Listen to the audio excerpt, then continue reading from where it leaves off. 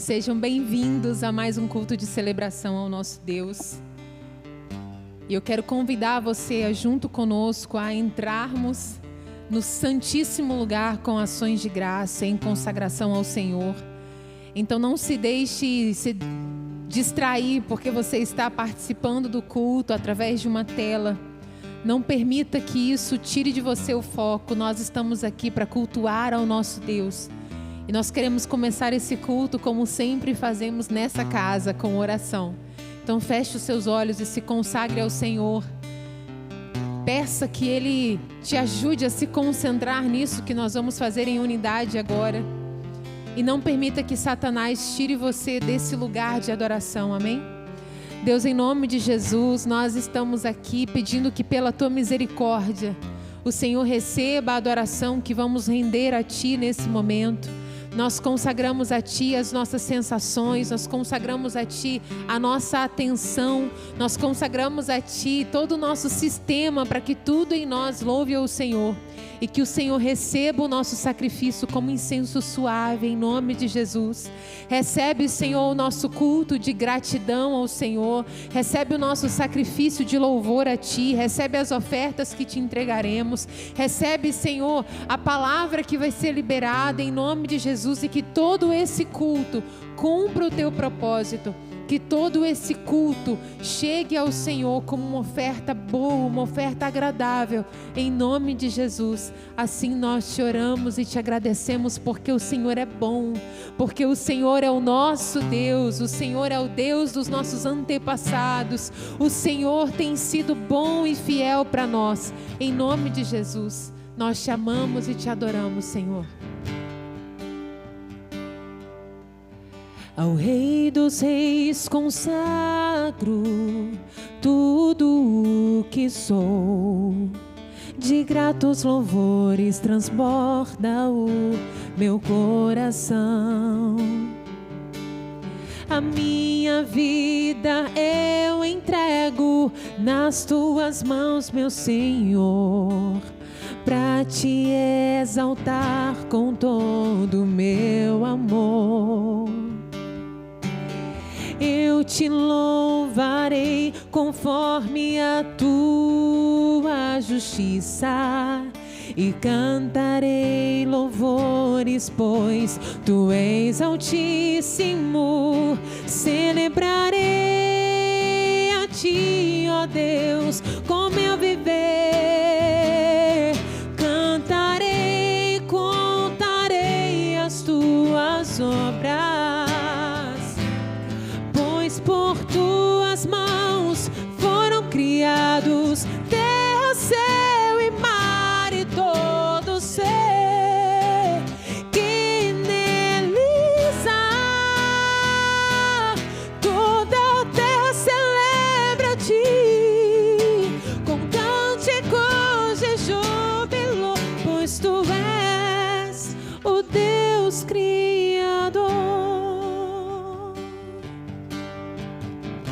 Diga ao Rei dos Reis consagro, ao Rei dos Reis consagro tudo o que sou, de gratos louvores transborda o meu coração.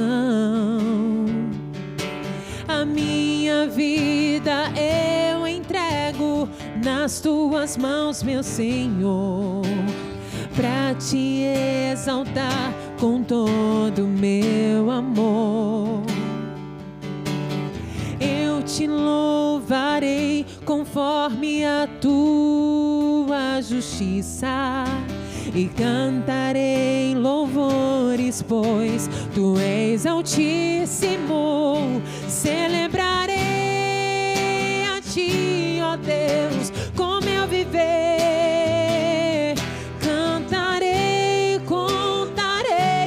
Tuas obras, pois por Tuas mãos foram criados terra, céu e mar e todo ser que neles há.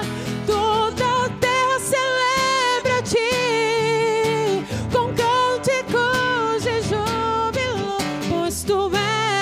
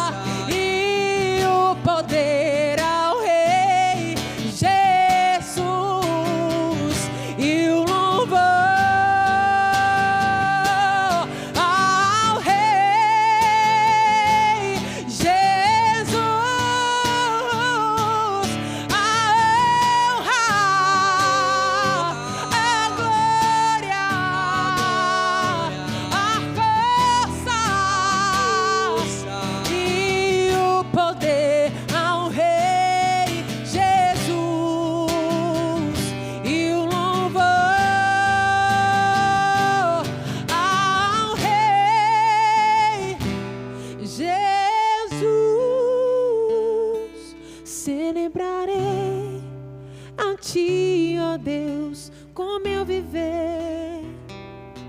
Cantarei e contarei as Tuas obras, pois por Tuas mãos foram criados terra, céu e mar e todo ser que neles há.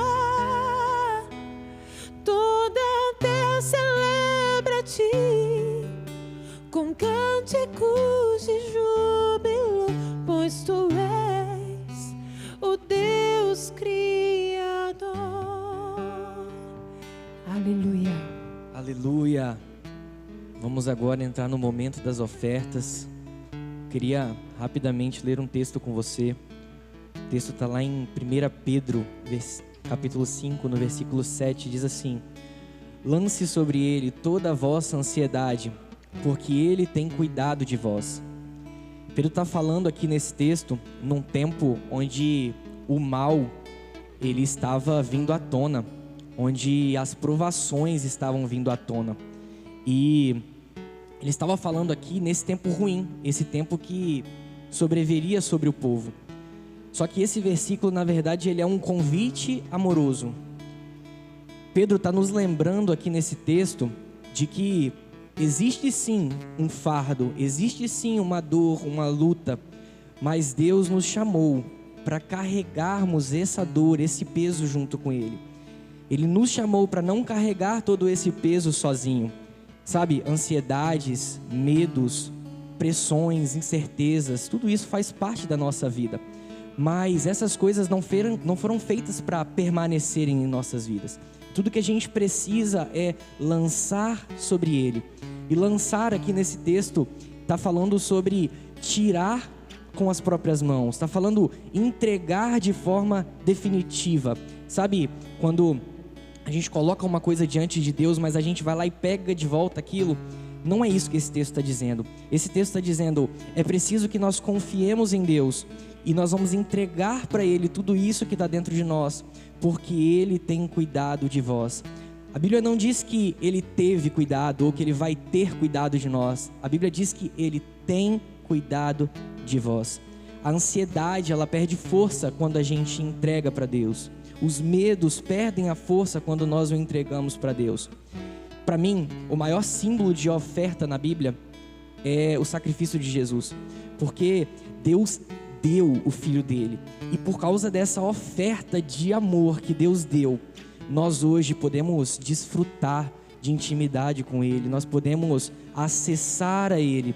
Então eu queria te convidar nessa noite a lançar sobre Ele toda a vossa ansiedade.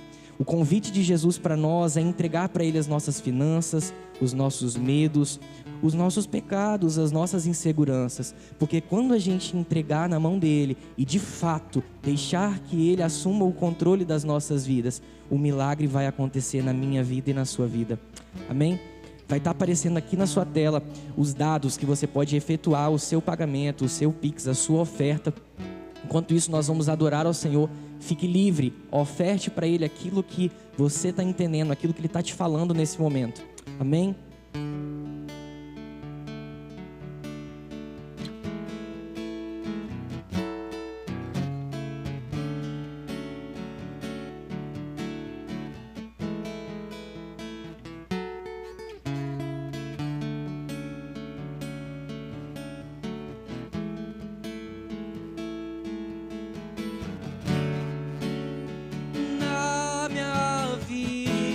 Só tem um Senhor, outro igual não há. Dono de tudo que existe, dono do meu coração.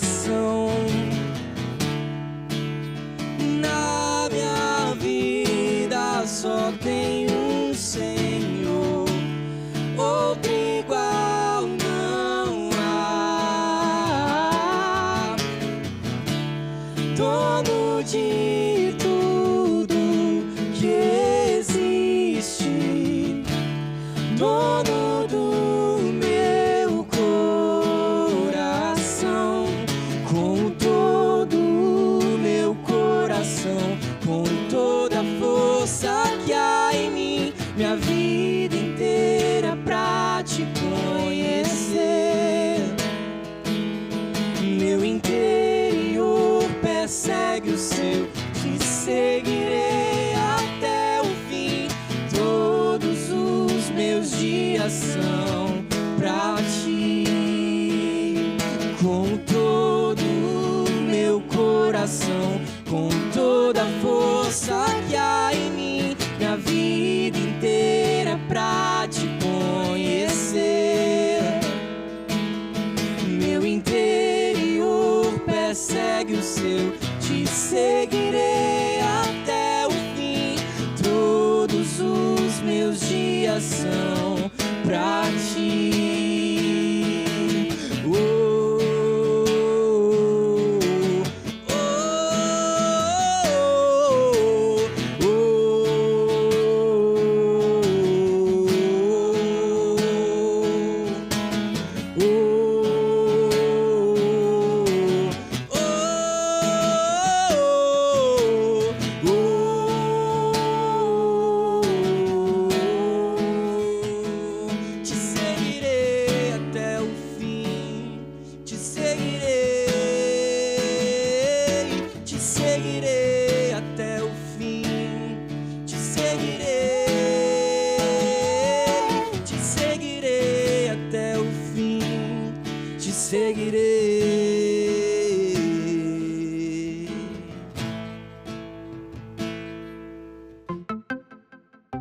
Fala pessoal, estamos de férias, mas eu preciso te lembrar do que já vai acontecer na volta das férias, então fica ligado. E continua a nossa campanha Buscando a Deus nas Férias. Mesmo nas férias, continuamos firmes na presença de Deus. Escolhe um dia na semana para jejuar e orar com a gente às 18 horas. Os motivos de oração você encontra na nossa comunidade no WhatsApp. Teremos vídeos devocionais do pastor Josemar nas nossas redes sociais. Vamos aproveitar esse período para descansar e fortalecer a nossa fé. E de 14 a 17 de fevereiro acontece o Aviva Sião 2026, a nossa conferência anual dos jovens Monte Sião. O tema desse ano é Aprofundando o Princípio do Tempo. Serão 4 plenárias principais e uma plenária bônus, com a programação especial do Pergunte ao Pastor, que vai ser liberado para todos os congressistas. Tudo vai acontecer lá na Monte Sião Vix, e os detalhes e as inscrições você encontra lá no nosso site, montesionliares.com.br. E nos dias 28 de fevereiro e 1º de março teremos o nosso Encontro de Líderes 2026 com o tema O Líder como Paracletos. Serão 2 dias de ministrações e direcionamentos para todos os líderes Monte Sião. Se você faz parte de algum SMED, esse encontro é obrigatório para você. Fala com seu líder, confirma a sua presença. Mais detalhes você encontra lá no nosso site, montesionliares.com.br. E esses foram os nossos avisos de hoje. Segue a gente nas redes sociais e acompanhe a nossa comunidade no WhatsApp. Qualquer dúvida, confere lá no site. Deus abençoe você e até a próxima.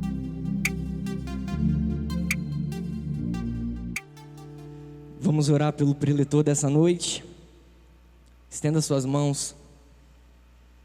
Jesus, nós queremos entregar a vida desse preletor nas suas mãos.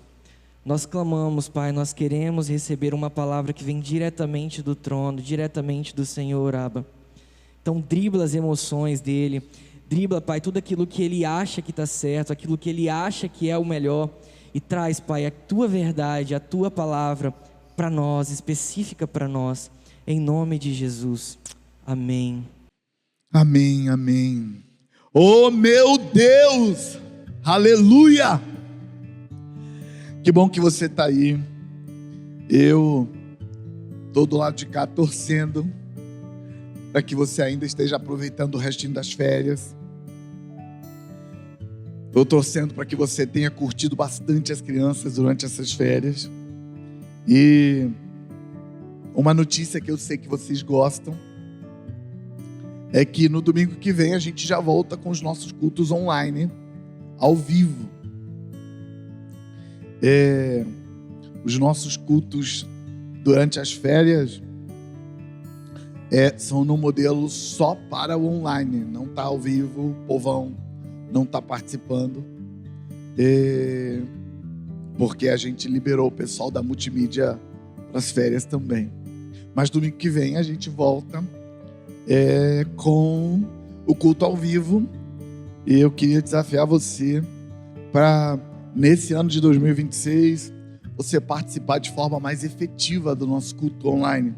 Você que sempre participa do nosso culto online, eu queria desafiar você a mandar o link do culto para outras pessoas e convidar gente que você sabe que precisa de uma palavra de Deus para vir cultuar com a gente aqui online. Gente, isso é uma forma de evangelismo.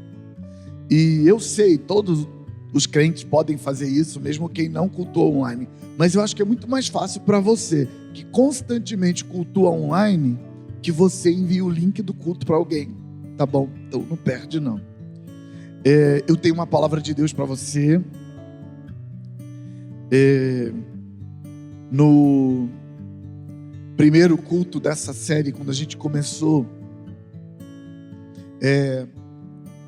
os cultos online, só online, de 2026, eu trouxe para você uma palavra sobre o Deus que ressuscita os mortos e chama à existência as coisas que não existem. Eu falei para você sobre a palavra intervenção que Deus nos deu lá na festa de Hanukkah, em dezembro.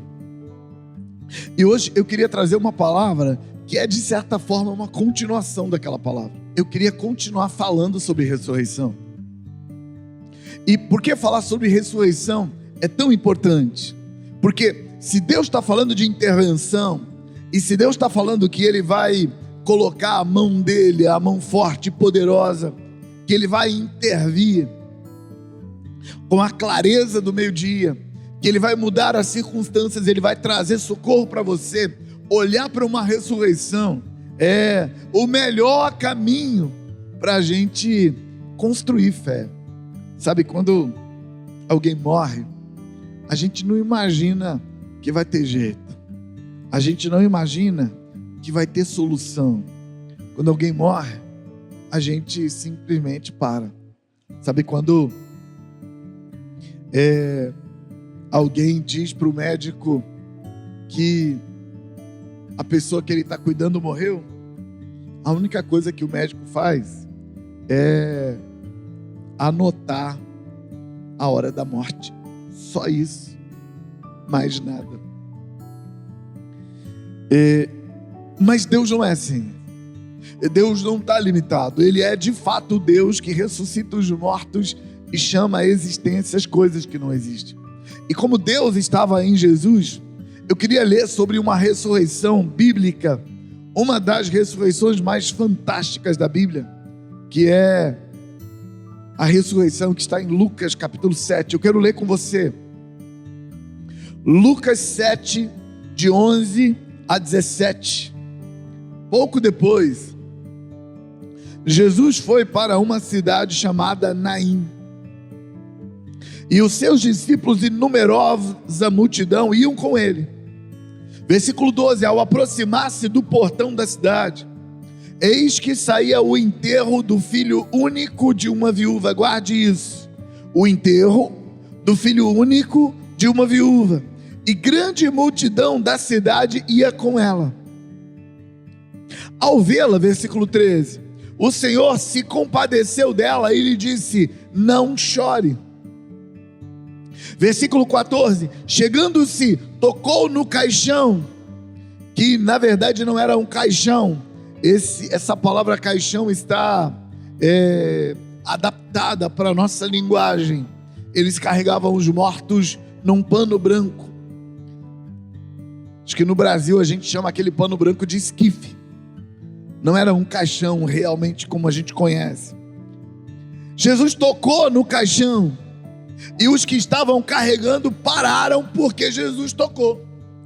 Então Jesus disse: jovem, eu ordeno a você, levante-se. E o versículo 15 diz: aquele que estava morto sentou-se e passou a falar. E Jesus o restituiu à sua mãe.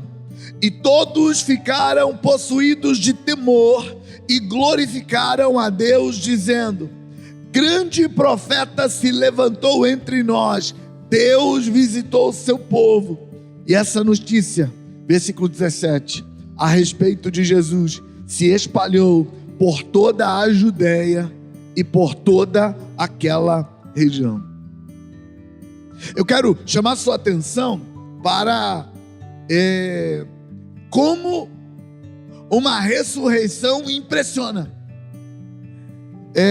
Como um morto que volta à vida balança as estruturas das pessoas e vira chaves na mente das pessoas, fazem ela abrir os olhos e verem que há, de fato, mais mistérios entre os céus e a terra do que imagina a vã filosofia. Porque quando um morto ressuscita, todo mundo sabe que algo inesperado aconteceu. Ninguém espera que um morto ressuscita. A gente espera até que alguém que está desenganado pela medicina se recupere. A gente até espera. Não muito, mas espera. Mas sabe, depois que morreu e atestou a morte, depois que o velório já aconteceu, depois que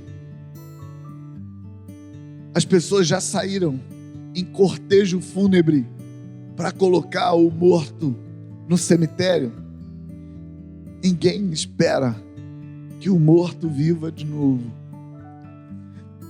E por que eu estou trazendo para você a história de um morto que ressuscitou na cidade de Naim, filho de uma viúva? Por que eu estou trazendo isso? Porque o Espírito Santo está nos acordando, nos despertando para pensar que o nosso Deus não é qualquer Deus. O nosso Deus é o Deus que ressuscita mortos e chama à existência as coisas que não existem. O nosso Deus faz o que não pode ser feito. E não, irmãos, o nosso Deus não faz isso para atender aos nossos caprichos. Deus não trabalha para nós, é a gente que trabalha para Ele. Deus não é o nosso escravo, nós é que somos escravos dele. Então, você não pode olhar para Deus como um meio. Aliás, olhar para Deus como meio é pecado. Deus é o fim, Deus é o alvo, Deus é a razão de ser da nossa existência. Nós caminhamos pela vida na direção dele, nós caminhamos pela vida para o encontro com ele, para estar com ele, para desfrutar da presença dele, para o adorar, para o servir, para colocar ele no lugar dele. Então, não permita que a sua alma adoecida use a minha palavra para construir uma mentalidade pagã, para usar Deus como meio para atingir os seus objetivos enganosos e pecaminosos. Aliás, o apóstolo Tiago, no capítulo 4, ele diz: pedis e não recebeis, porque pedis mal para gastardes com os vossos deleites e pecados. Adúlteros e adúlteras, Tiago que falou, não fui eu. Adúlteros e adúlteras, vocês não sabem que a amizade com o mundo é inimizade contra Deus? Vocês não sabem que as escrituras dizem que é com intensos ciúmes que ele olha para nós? Palavras de Tiago, não minha. Então, por favor, não interpreta que eu estou falando de ressurreição de mortos, que eu estou falando do Deus que ressuscita os mortos e chama à existência as coisas que não existem. Não interpreta mal que eu estou falando desse Deus da intervenção, desse Deus que intervém, desse Deus que é antes que houvesse dia, desse Deus que ninguém pode tomar nada da mão dele, desse Deus que agindo ele, quem impedirá? Não se engane, eu não estou falando desse Deus para que você construa uma mentalidade adoecida e diabólica de que Deus é o meio para você alcançar seus objetivos. Não, Deus não é meio para você alcançar seus objetivos. Deus precisa ser seu único objetivo: agradar a Ele, é sua razão de existir. Ele é seu criador, Ele fez você. Ele construiu você no ventre da sua mãe. Você tem uma dívida de honra com Ele, uma dívida de glória com Ele, uma dívida de adoração com Ele, e Ele não te deve nada. Então tira do seu coração essa ideia de eu vou usar Deus como meio para alcançar minhas coisas. Não. Você vai usar todas as suas coisas e entregar tudo para Ele em oferenda, em oferta de aroma suave. Você vai entregar a sua própria vida e Deus vai agir em você, por amor a você, por causa de quem Deus é. Quando Jesus encontra aquela viúva levando o seu filho para o cemitério, já estava a caminho, o que significa que já havia tido um período de velório em algum lugar, provavelmente na casa dela. Eles já haviam chorado por algum tempo a dor da perda daquele rapaz. Quando Jesus a encontra, o texto diz que Jesus moveu-se de íntima compaixão por ela. Na versão NAA diz que Jesus se compadeceu dela, porque o nosso Deus é assim. Esse Deus que é poderoso, Ele intervém por causa de quem Ele é. Ele intervém porque Ele é bom. Ele intervém porque Ele tem uma aliança com você. E quando Jesus olha para essa situação dessa mulher, a compaixão vem ao coração dele, e Jesus se move na direção da mulher. Eu quero pintar essa cena para você, porque o texto fala que tem duas multidões: a multidão da vida e a multidão da morte. A multidão que vai com Jesus estão indo para levar a palavra, estão indo para abençoar pessoas, estão indo para afetar positivamente o ambiente onde elas estão indo. Tem uma outra multidão que vem junto com a viúva, chorando a dor dela, participando do sofrimento dela. É a multidão dos desistidos. É a multidão que diante da morte cai na real que não há mais nada que se possa fazer. É a multidão que está indo ali desistir do jovem. Essas duas multidões estão indo ao encontro uma da outra. E quando as duas multidões se encontram, a multidão da vida transforma a multidão da morte. Sabe, esse texto, ele fala do ápice do encontro das multidões, quando Jesus toca o esquife ou o caixão onde o jovem está, porque não era normal se tocar num morto. Na verdade, as pessoas evitavam isso, porque elas queriam estar purificadas para ir no templo. O texto conta que Jesus tocou no esquife, Jesus tocou no morto, de propósito, porque na cultura judaica, a não ser quem estava vivendo a dor junto com a viúva, a não ser quem estava indo para o cemitério levar o morto, uma pessoa que passasse por ali evitaria tocar no caixão para ela não ficar impura. Mas Jesus vai direto e toca no caixão.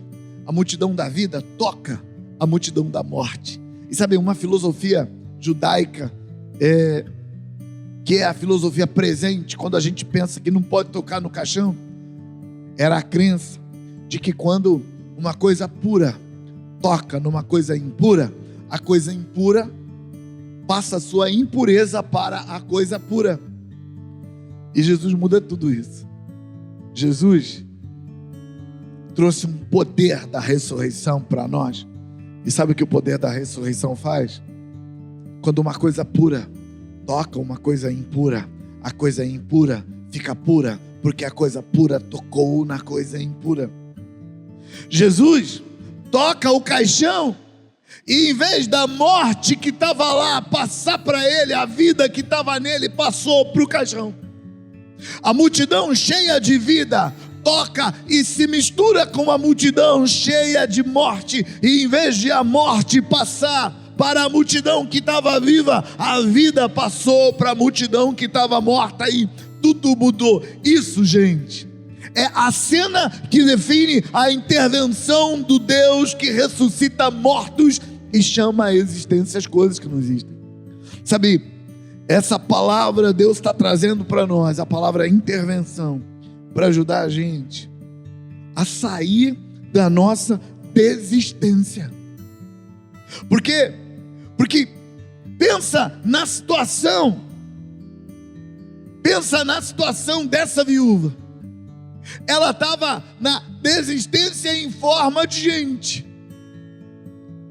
E é claro que ela não queria desistir, mas ela tinha desistido. Na cultura judaica, uma viúva não pode morar sozinha. Então, se a família inteira dela morre, ela precisa ir morar com alguém. Quando o marido dessa mulher morreu e ela ficou viúva com um filho jovem, um filho que ainda precisava dos cuidados dela. E porque ela tinha um filho jovem, ela não precisava abandonar a casa dela e ir morar em outro lugar. Porque ela tinha um filho jovem, ela era viúva, mas tinha filho. Então ela podia ficar na casa dela, cuidar das coisas dela, cuidar da propriedade dela, dos bens dela. Possivelmente, considerando que Naim ficava mais no interior, possivelmente cuidar das plantações, dos animais, da casa. Mas agora que o filho dela morria, tudo acaba. Sabe, às vezes, irmãos, o mal vem em ondas. Sabe, às vezes você nem se recuperou da primeira onda, ainda já vem a segunda. Você nem se recuperou da segunda, ainda vem a terceira. E cada onda deixa você mais desistido. Cada onda faz você acreditar que está mais sozinho, mais abandonado. Cada onda faz você ficar mais deprimido. E cada onda faz você entender que não tem mais jeito. Escuta isso. Aquela viúva passou a primeira onda. Ela perdeu o marido e ficou viúva. Então veio a segunda onda. Ela perde o marido. Mas é só a segunda, as duas ondas que a gente consegue contar. Talvez tenham tido outras ondas entre a primeira e a segunda. Talvez o que nós estamos chamando de segunda onda, quando o filho dela morre, talvez já seja a quinta onda que aquela mulher está passando. Deu tudo errado e ela perde o marido. Talvez deu tudo errado e ela perdeu um animal de estimação que era importante para casa, para a família. Talvez na próxima onda ela tenha perdido uma parte do seu terreno. Talvez na próxima onda ela tenha perdido um grupo de amigas que, porque estão vendo que ela é pé frio, que está vendo que ela é azarada, está vendo que dá tudo errado na vida dela, as amigas não querem mais ficar juntas, as amigas estão enjoadas de ouvir o choro dela, então ela perde as amigas. E ela vai perdendo. Chega uma hora ela perde o filho. E aí uma onda vai depois da outra onda, e a outra onda, e a próxima onda. Às vezes o mal vem em ondas. Muitas vezes o mal vem em ondas. Mas escuta isso. Escuta. O Deus que ressuscita os mortos e chama à existência as coisas que não existem. Ele faz uma intervenção e ele reverte todas as ondas e coloca tudo no lugar de novo. E é esse o desafio de Deus para você acreditar. Jesus teve compaixão da mulher que perdeu o marido, agora estava perdendo o filho. Jesus teve compaixão dela e Jesus toca o caixão.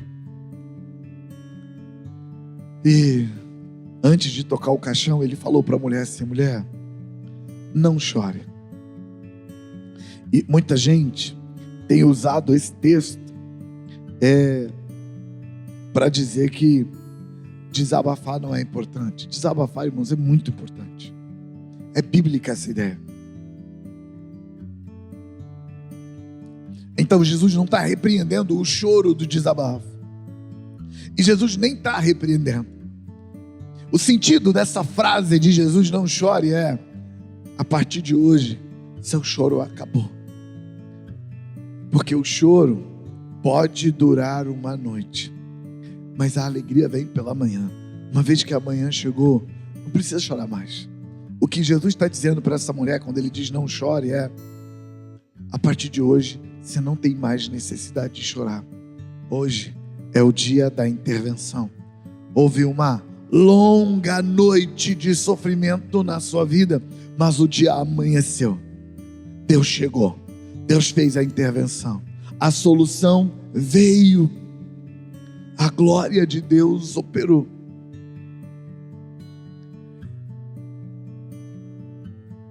Em 2007, eu vivi uma pancreatite. E tudo indicava que eu ia morrer. E uma coisa engraçada é que de cada 10 pessoas que iam me visitar, 9 tinha a história de alguém que teve pancreatite e morreu. Uma pessoa não tinha uma história de alguém que teve pancreatite. Todas as pessoas que me contaram de alguém perto delas que teve pancreatite, morreu. Os médicos disseram que eu não tinha muita chance. Um médico que resolveu adotar o meu caso e me adotar e lutar por mim, ele também não tinha muita esperança. Ele disse que, na melhor das hipóteses, eu sairia do hospital depois de 4 meses de tratamento, e eu sairia daquele hospital com muitas sequelas para o resto da vida. Essa era a ideia dele, mas com muita positividade. Ele estava muito confiante. Ele estava crendo que as coisas dariam muito certo. Então, eu fui para o hospital ser cuidado por ele. E no primeiro dia as coisas estavam muito ruins. No segundo dia as coisas pioraram.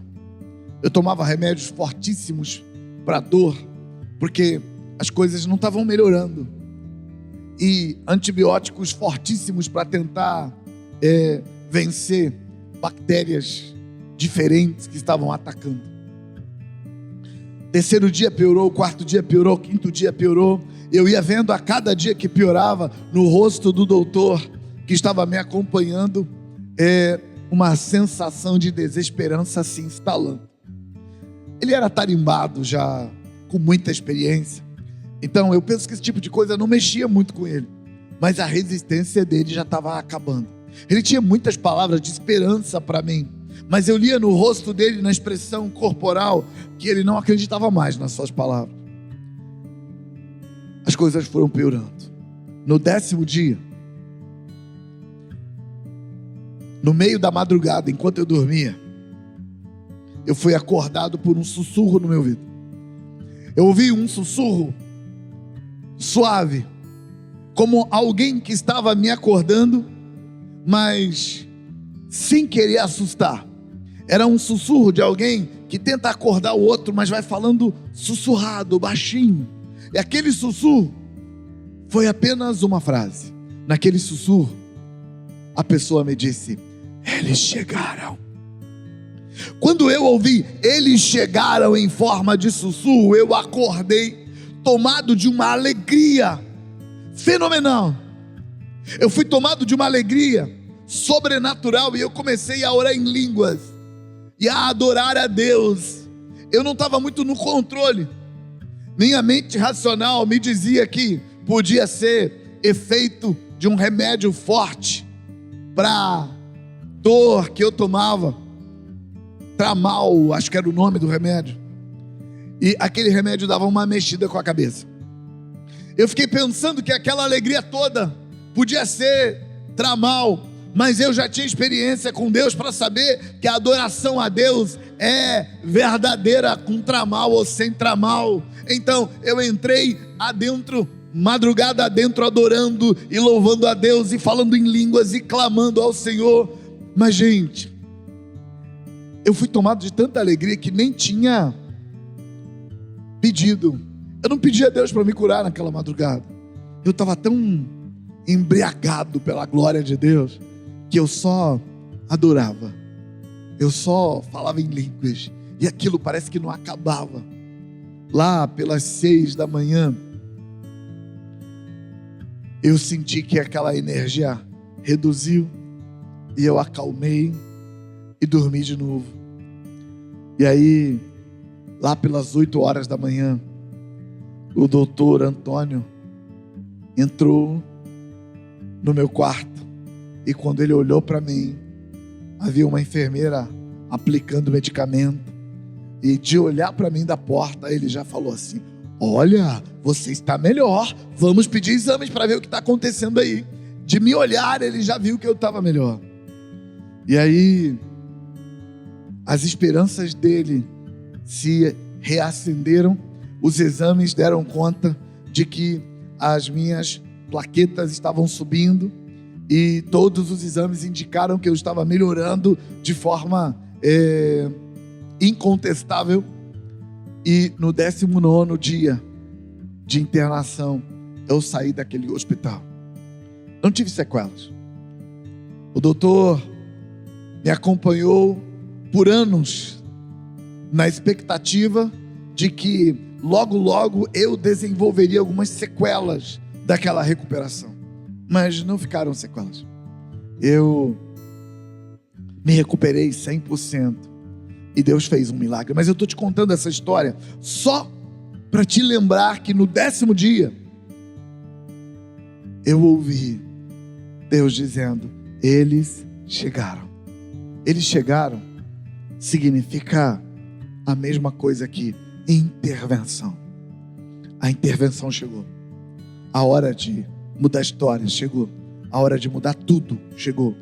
E sabe, para a viúva de Naim, a intervenção chegou.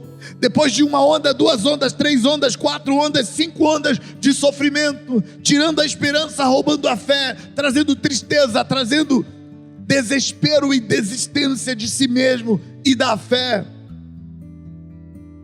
o socorro chegou. Deixa eu te contar uma coisa. O socorro chega para você também. O socorro chega para sua casa. O socorro chega para sua vida. O socorro chega para os seus negócios. O socorro chega para você. Creia, o nosso Deus é o Deus da intervenção. O nosso Deus é o Deus que ressuscita mortos e chama à existência as coisas que não existem. Se posiciona e confia nele. Vamos orar. Daí de onde você está, eu não sei onde você está cultuando com a gente, mas aí onde você está, Deus te visita. Deus de Abraão, eu clamo por intervenção na vida dessa pessoa que está ali do outro lado da tela.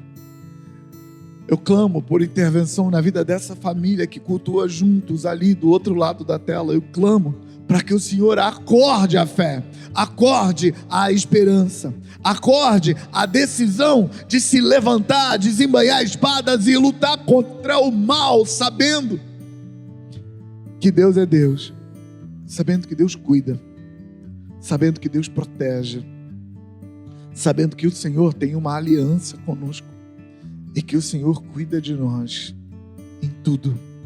Eu oro, Pai, por todos nós, por nosso povo, pelo povo Monte Sião, para que a glória do Senhor os visite em nome de Jesus. Amém. Deixa eu abençoar você, estende as suas mãos. Eu te abençoo com prosperidade, saúde, riqueza, alegria, contentamento. Eu te abençoo com relacionamentos saudáveis. Eu te abençoo com comunicação saudável nos seus relacionamentos. Eu te abençoo para que tudo que você colocar as mãos seja bem sucedido, em nome de Jesus. Amém. Deus te abençoe, fique em paz. Se você ainda estiver de férias, curte aí um pedacinho de férias, porque a gente já está voltando para Labuta, tá bom? E como eu falei, domingo que vem a gente já volta com os nossos cultos ao vivo online, tá bom? Deus te abençoe, vai com Deus.